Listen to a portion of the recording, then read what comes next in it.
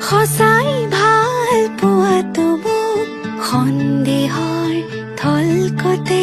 মধুৰ কথাত সজাতে নাই প্ৰতিশ্ৰুতি দুচকুতে